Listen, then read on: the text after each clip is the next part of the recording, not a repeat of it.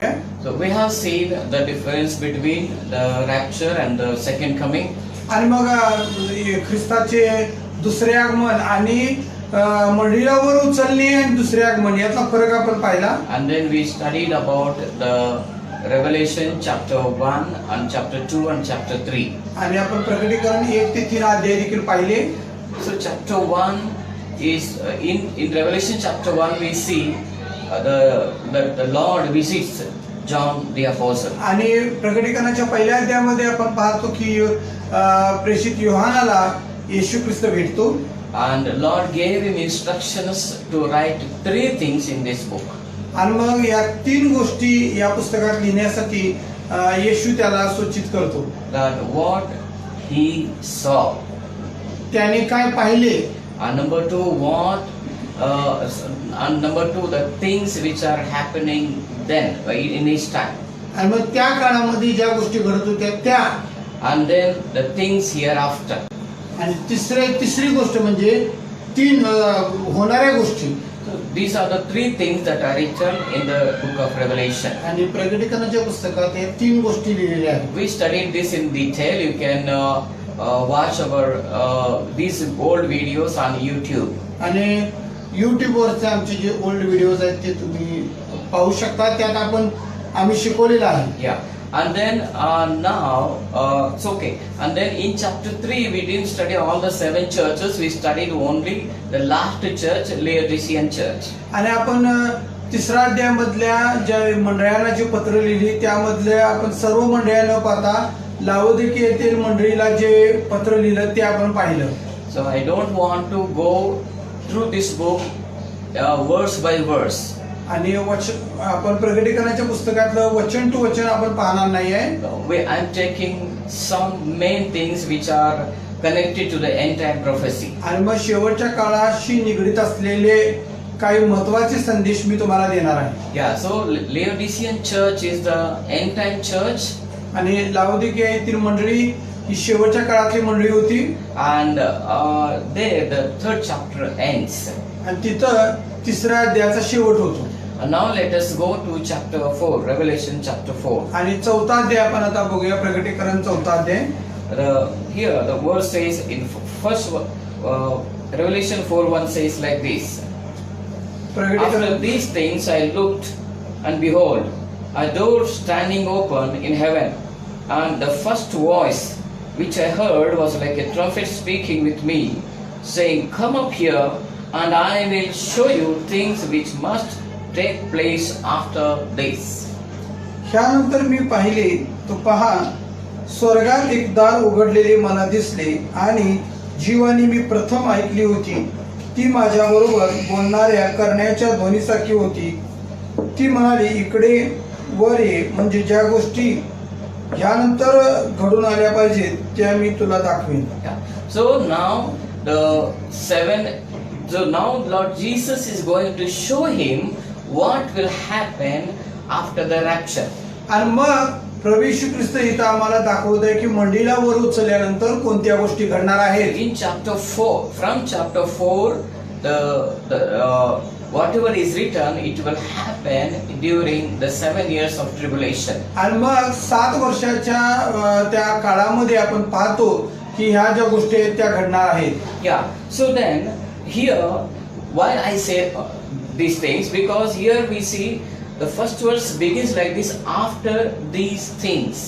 आणि मी यामध्ये म्हटलेलं आहे की ह्या गोष्टी घडल्यानंतर. Yeah, I looked.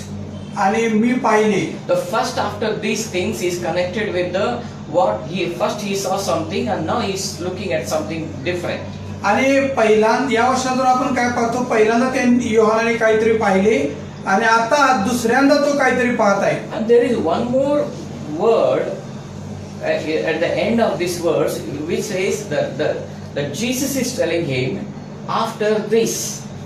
आणि येशू त्याला ह्यानंतर म्हणतो. Yeah. So after this means, see what will happen after the rapture. आणि मग आपण पाहतो की मंडळीला वर उचलल्यानंतर काय होणार. Yeah. So now we will see what will happen. Okay, in chapter 4 and chapter 5, still the Jesus is showing him what is there in the heaven. आणि मग आपण पाहतो की स्वर्गामध्ये कोणकोणत्या गोष्टी आहेत हे येशू योहानाला दाखवत आहे. Yeah. So he says that I saw heaven, and in chapter 4, John saw heaven.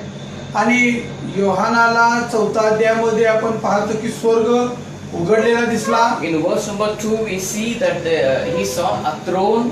आणि दुसऱ्या अध्यायामध्ये आपण पाहतो की त्याला राजासन दिसले. Verse number 2.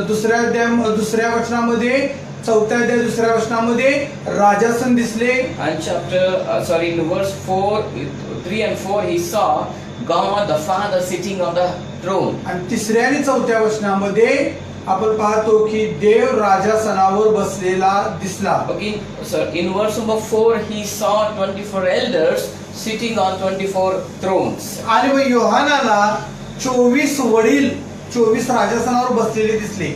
And then he saw a sea of glass. आणि स्फटिकासारखा समुद्र त्याला दिसला. And then he saw the angels and lot of things in heaven. आणि स्वर्गामध्ये देवदूत आणि अनेक गोष्टी त्याने पाहिल्या. So today I would like to emphasize on these 24 elders. आणि 24 वडील जे आहेत त्यांच्याबद्दल आज आपण जरा जास्त शिकूया. Who are these 24 elders? मग हे 24 वडील कोण आहेत? If you want to understand, let's open our Bibles to Revelation chapter 21 आणि प्रगटीकरण याचा 21वा अध्याय आपण काढूया. and verse number 10. 10व वचन. Revelation chapter 21 verse number 10 says like this: And he carried me away in the spirit to a great and high mountain, and showed me the great city, the holy Jerusalem, descending out of heaven from God. आपण प्रगटीकरण 21:10 काढूया.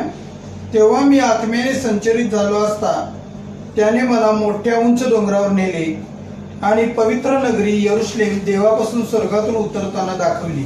Yeah. Verse number 11 says, having the glory of God, her light was like a most precious stone, like jasper stone, clear as crystal. 11 वचन. तिच्या ठाई देवाचे तेज होते, तिची कांती अति मौल्यवान रत्नासारखी होती, तो स्फटिकाप्रमाणे लखलखणाऱ्या यास्पे खड्यासारखी होती.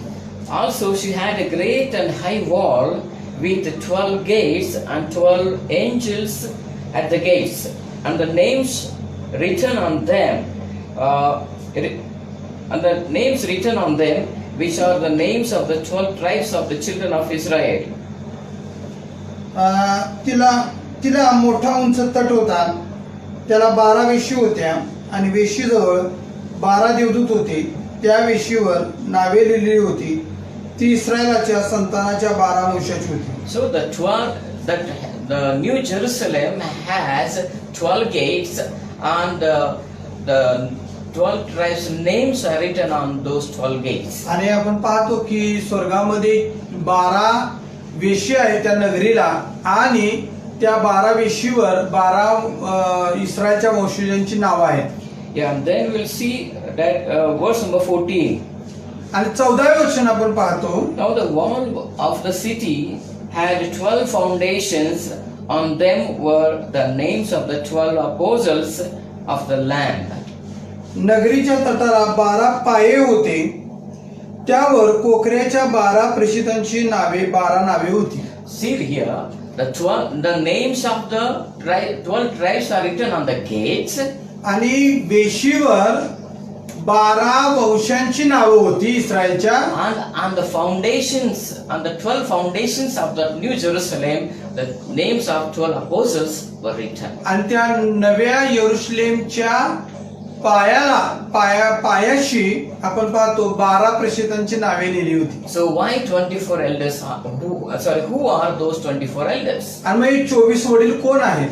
So it's very clear that 12 are the 12 are from the Old Testament, and the 12 are the apostles from the New Testament. आणि 12 जुन्या करारातून आणि 12 नव्या करारातून, म्हणजे येशूचे जे प्रेषित शिष्य होते, आणि तिकडं इस्रायलचे 12 वंश, असे 24 जणांचा समावेश आपण इथं पाहतो. So now this shows the church, the 12 apostles, the church is in heaven.